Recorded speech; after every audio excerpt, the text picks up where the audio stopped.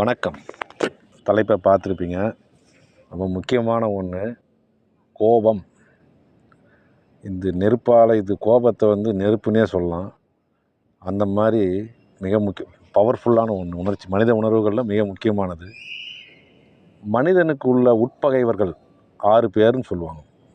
இந்த 6 உட்பகைவர்கள் 6 பேர்னால் உள்ளிருந்தே கெடுக்கக்கூடியவங்க. மனசில் இருக்கிற குற்றங்கள், அதை தான் உட்பகைவர்கள் அப்படின்னு சொல்கிறது. அதில் முக்கியமான ஒன்று இந்த கோபம். பல பேருடைய வீக்னஸ் அப்படின்னு சொல்லலாம். டெம்பர் இழக்கிறது, தன்னுடைய சுயநிலைமை இழக்கிறது, தன்னிலை இழந்துடுறது, அதனால் ஏற்படக்கூடிய பாதிப்பு மிக அதிகம். இந்த கோபத்தால் இழந்தவங்க, அதனால் பாதிக்கப்பட்டவங்களாம் இந்த வீடியோ பார்த்தீங்கன்னா உங்களுக்கு சின்ன ஒரு ரீகால் வரும். அவ்வளோ முக்கியமான விஷயம்.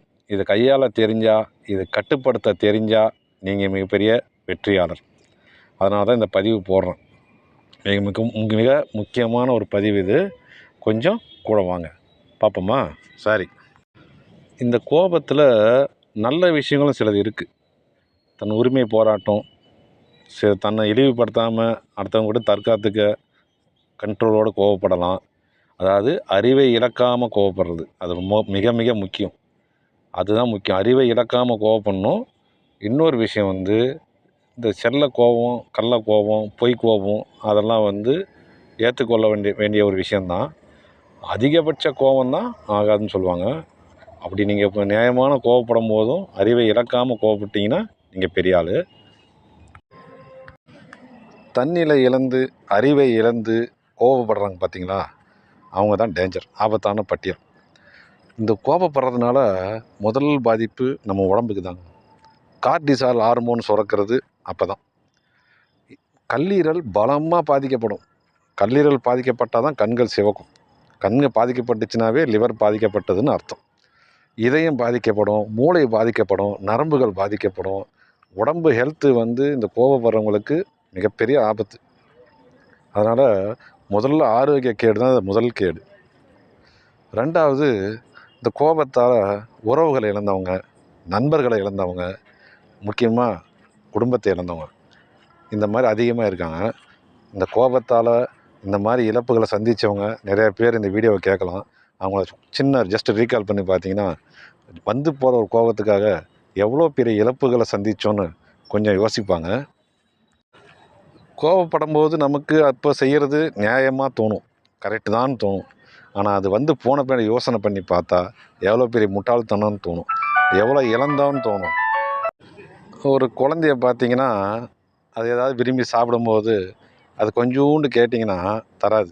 வற்புறுத்தி கொஞ்சம் கேட்டிங்கன்னா எடுத்துட்டிங்கன்னா மொத்தத்தையும் தூக்கி கீழே போட்டுரும். அதுதான் இந்த கோபத்தினோட வர விளைவு. அந்நியன்னு சொல்கிறாங்க இல்லையா, அந்த அந்நியனாக மாறி பல பிரச்சனை, பல பேர் வாழ்க்கையை தொலைச்சவங்க அதிகம். இதை கட்டுப்படுத்துறது எப்படி, கையாளுறது எப்படி? ஏன்னா வராமல் இருக்காது. ஏன்னா கோபம் வராமல் இருக்கிறதுக்கு வாய்ப்பு இல்லை. ஆனால் வந்தால் அந்த நெருப்பை எப்படி கையாளுறது, அந்த நெருப்பை கையாண்டு சமைக்கிறதா இல்லை ஊடே பற்ற வச்சிடறதா, அது நம்ம கையில் இருக்குது. அதை பற்றி பார்ப்போம். எதுக்கெல்லாம் கோபம் வரும்னு பார்த்தீங்கன்னா, லிஸ்ட்டு எடுத்தால் மலைப்பாக இருக்குது, அவ்வளோ விஷயம் இருக்குது. நாம் நினைக்கிறது நடக்கலாம் கோபம் வரும். நேரத்துக்கு சாப்பிட்லாம் சில பேர் கோபம் வந்துடும். சாப்பாடு லேட் ஆச்சுன்னா கோபம் வந்துடும். நம்ம சொன்னதை அடுத்தவங்க கேட்கலன்னா கோபம் வரும். நம்ம விருப்பத்துக்கு முரணாக நடந்துக்கிட்டால் கோபம் வரும். நம்ம சொன்ன பேச்சை கேட்கலன்னா கோபம் வரும். நம்மளை மதிக்கலைன்னா கோபம் வரும்.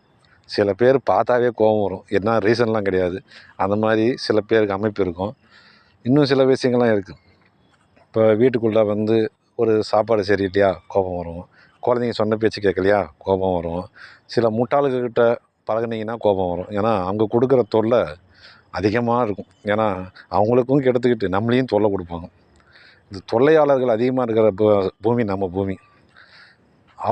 நம்மளை பற்றி அவதூறு பேசினா, இல்லாத பழியை போட்டால், இந்த மாதிரி நிறையா இருக்குங்க. நம்மளுடைய உரிமையை மதிக்கலைன்னா, தன்மானத்தை மதிக்கலைன்னா, ஈகோவை டச் பண்ணால், இந்த மாதிரி கணக்கில்லாத இருக்குது. இவ்வளவும் தாண்டி ஒருத்தர் கோவப்படாமல் இருக்க முடியுமா அப்படின்னு நினச்சா சந்தேகமாக தான் இருக்குது. ஆனால் அதுதான் கட்டுப்படுத்தணும்னு தான் சொல்கிறேன். கோபம் வராமல் இருக்க முடியாது. நம்ம சொசைட்டியில் வெளியே வந்துட்டிங்கன்னா அதிக சகிப்புத்தன்மை தேவைப்படுற ஒரு சொசைட்டி. ஏன்னா இங்கே பொது ஒழுக்கமே கிடையாது. கடையில் மருந்து வாங்க நின்னா காது மேலே இருமுவாங்க. தும்முனா ஒரு கர்ச்சீப்பை கைக்குட்டையை பயன்படுத்தணுன்ற குறைஞ்சபட்சம் கூட இருக்காது. ஸ்ப்ரே பண்ணுவாங்க. அதை பற்றி கண்டுக்கவே மாட்டாங்க. டிராஃபிக்கில் நின்னீங்கன்னா ஆட்டோக்காரர் வந்து கால் மேலே ஏற்றுற மாதிரியே போவார். நீங்கள் தான் காலை தூக்கணும். அடுத்தவங்க உரிமைகளை மதிக்கிறதோ பொது இடத்துல வந்து ஒழுக்கமாக நடந்துக்கணுன்றதோ நம்ம சொசைட்டியில் ரொம்ப ரொம்ப கம்மி. பொது ஒழுக்கன்றது நீங்கள் தேடி தான் பார்க்கணும். இங்கே அது பழக்கம் ஆயிடுச்சு. கேட்டால் அதெல்லாம் அப்படி தான், நீ தான் மாற்றிக்கணும்னு சொல்லுவாங்க. அந்த மாதிரி இடத்துல பெரும்பாலும் பேர் கனலுக்கு கண்ணனாக மாறுவாங்க. ஆனால் அப்படி இருக்கக்கூடாது. நம்ம சொசைட்டியில் தான் வாழ்கிறோன்னு தெரிஞ்சுக்கிட்டு கொஞ்சம் பொறுமையாக சகிப்புத்தன்மையை வளர்த்துக்கிட்டு தாண்டி போயிடலாம். இந்த கோபத்தை வெளிப்படுத்துறதும் ஆளுக்கு ஒரு வெரைட்டி இருக்குது. பலவிதமாக வெளிப்படுத்துவாங்க. சில பேர்லாம் எரிமலை வெடி செதறிடுவாங்க. சுற்றிக்கிறவங்களாம் அம்பேல் அவ்வளோ கடும் கோபக்காரனாக இருப்பாங்க. அந்த சொல்லுவாங்க இல்லையா, மீசை துடிக்க, கண்கள் சிவக்க, உடம்பு நடுங்க, உச்ச ஸ்தாயில் அலறுவாங்க பாருங்கள். பார்க்கவே பயமாக்கும். சாமி வந்து இறங்கின மாதிரி இருக்கும். அப்படி குதிப்பாங்க. அதெல்லாம் ரொம்ப ரொம்ப ஆபத்து. அறிவை இழந்த தன்னிலை இழந்த கோபம். கனல் கண்ணன்னு சொல்லி இவங்கள சொல்லலாம். இதுக்கு வந்து ஹிஸ்ட்ரியா கொஞ்சம் எக்ஸ்ட்ராஸாக சொல்லணும்னா ஹிஸ்ட்ரியான்னு கூட சொல்லலாம். ரெண்டாவது சுனாமி கோபக்காரங்க. இவங்களுக்கு கோபம் வந்து காலி பண்ணிவிடுவாங்க. கொலகாரனே சொல்லணும். இது ரொம்ப ஆபத்தான கோபக்காரங்க. மூணாவது வந்து சின்ன கோபக்காரங்க. சின்ன சின்ன விஷயத்துக்கெல்லாம் மூஞ்சி தூக்கி வச்சுப்பாங்க. அவங்களுக்காக எதுக்கு தான் கோச்சிப்பான்னு அவங்களுக்கே தெரியாது. அவங்களே இருக்காங்க. நாலாவது கோபக்காரங்க. இன்னதான் பேசுகிறதுன்னு இல்லை, வாய்க்கு வந்ததெல்லாம் பேசி எதெல்லாம் பேசக்கூடாதோ அதெல்லாம் பேசி கெட்ட வார்த்தையாக பேசி ரொம்ப மோசமான ஆபத்து பின்னாடி அந்த உறவை சீர் செய்யவே முடியாத அளவுக்கு பேசிடுவாங்க. ஆபத்தான ஆசிட் பேச்சாளர்கள். இவங்ககிட்டெல்லாம் ஒன்றும் பண்ண முடியாது. ரொம்ப கஷ்டம்.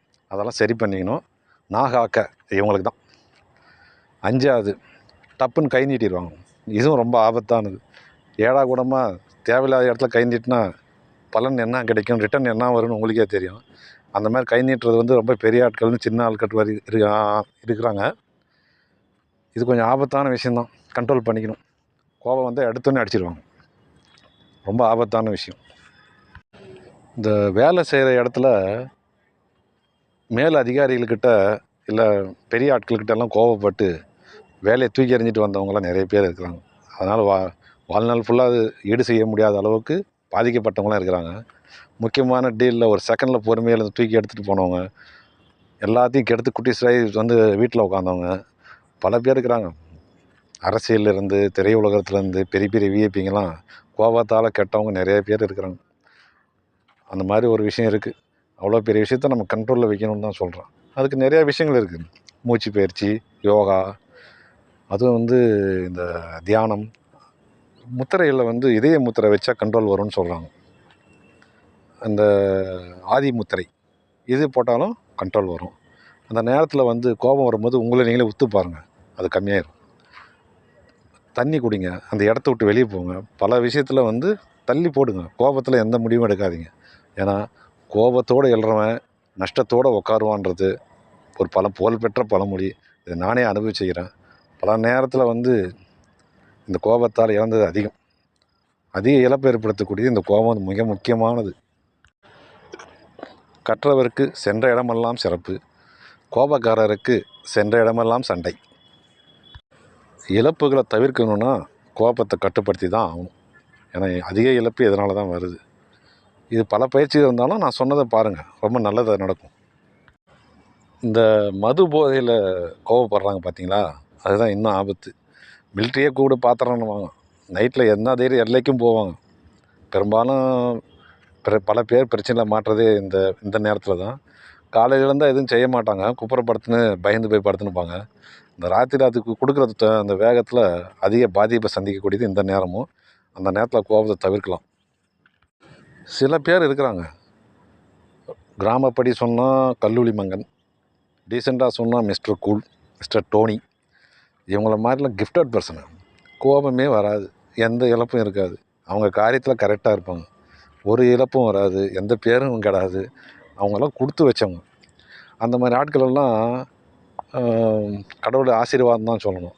இந்த கெமிஸ்ட்ரியில் சில தனிமங்களுக்கு வந்து பாய்லிங் பாயிண்ட்டுன்னு சொல்லுவாங்க. சிலதுக்கு ரொம்ப குறைவாக இருக்கும், சிலதெல்லாம் ரொம்ப அதிகமாக இருக்கும். பாஸ்பரஸ் எல்லாம் ரூம் டெம்பரேச்சர்லேயே பற்றிக்குமா. அந்த பாஸ்பரஸ் மாதிரி மனிதர்கள் இருக்கிறாங்க. சில உலோகங்கள் இந்த பாதரசம், இரும்பெல்லாம் ஹையஸ்ட் டெம்பரேச்சரும். இந்த ஹையஸ்ட் பாய்லிங் டெம்பர் இருக்கிறவங்க தான் ஞானிகள், மிகச்சிறந்த மனிதர்கள்லாம். இந்த கொதிநிலை குறைவாக இருக்குது, ரொம்ப அதிகமாக இருக்கும். நம்மளால் அந்த அளவுக்கு இல்லைன்னா கூட ஓரளவு கட்டுப்படுத்தலாம் இல்லையா? இது பற்றி ஒரு தென்கட்சி சுவாமிநாதர்கள் சொன்ன ஒரு கதையை சொல்லி முடிக்கலாம்னு நினைக்கிறேன். ஏன்னா நமக்கு கீழே இருக்கிறவங்க கோவப்பட்டால் என்ன நடக்கும்னு ஒரு சுவையான கதை உண்டு. ஏர்போர்ட்டில் ஒரு பெரிய மனுஷன் சரியான கோவப்பட்டாராம். அந்த பெட்டிகள்லாம் எடுத்து அடுக்குறாங்க இல்லையா, ஃப்ளைட்டில் வெளியூர் போகும்போது செக் பண்ணி உள்ளே அனுப்புவாங்க. அதில் வந்து யாரோ ஒரு விஐபி வந்து அங்கே வேலை செய்கிறவங்கன்னா கண்ணாமண்ணு திட்ட ஆரம்பிச்சிட்டாராம். பயங்கரமாக கோவப்பட்டாராம். ஆனால் அந்த மனுஷன் எதுவும் கண்டுக்கவே இல்லையா. ரொம்ப ஆச்சரியப்பட்டு பார்த்துக்கிட்டு இருந்த ஒருத்தர் ரொம்ப ஆச்சரியப்பட்டு, என்னப்பா அந்த மனுஷன் அவ்வளோ சத்தம் போடுறாரு, ரொம்ப நேரம் திட்டினாரு, உன்னை ரொம்ப இழிவுபடுத்திட்டாரு, நீ கோவப்படவே இல்லையே, உன் கோபத்தை நீ எப்படி கட்டுப்படுத்திக்கிற, எப்படி கண்ட்ரோல் பண்ணுற, சொல்லிக்கூட, ரொம்ப ஆச்சரியமாக இருந்தது அப்படின்னு அந்த லேபர்கிட்ட கேட்டாங்களாம். அந்த லேபர் சிரிச்சுன்னு அமைதியாகிட்டாராம்.